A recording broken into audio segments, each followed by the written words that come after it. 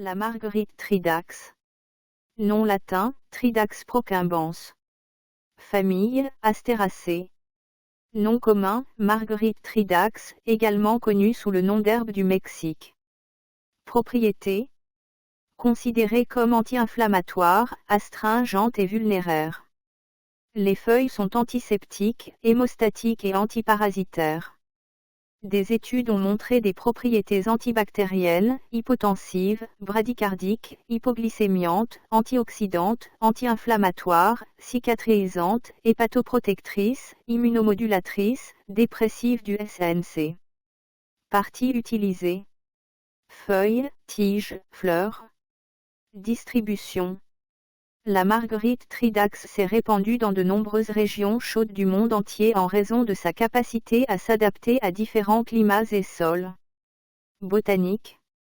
La Marguerite Tridax est une annuelle à feuillage érigé.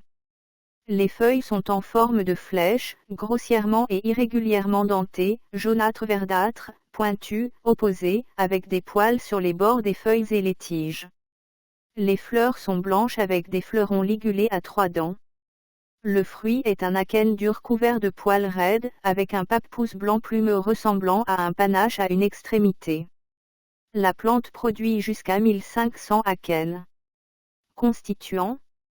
L'étude a donné des glucosides, des acides aminés, des flavanols, de l'acide synergique, des tannins, des stéroïdes, des polysaccharides, de la pectine, de l'hémicellulose, des phénols, des alcaloïdes, des graisses et des huiles volatiles, ainsi que des éléments soufre, fer, sodium et chlore.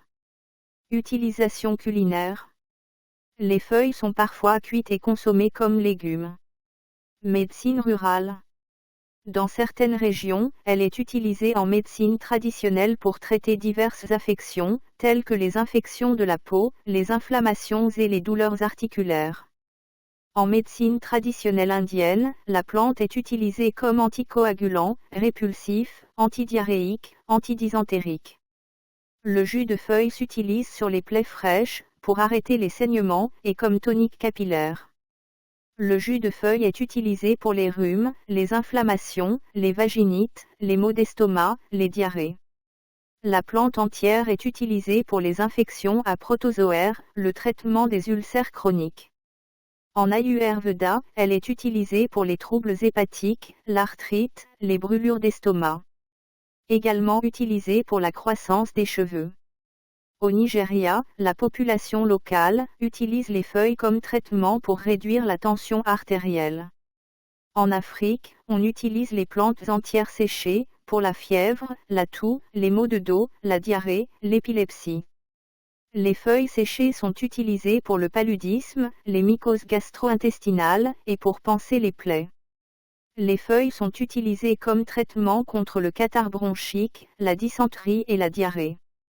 Une fine pâte de feuilles est appliquée en externe pour réduire le gonflement des hémorroïdes et arrêter les saignements. Les feuilles sont utilisées comme réparateurs capillaires. Autres.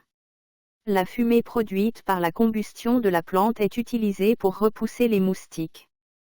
Danger.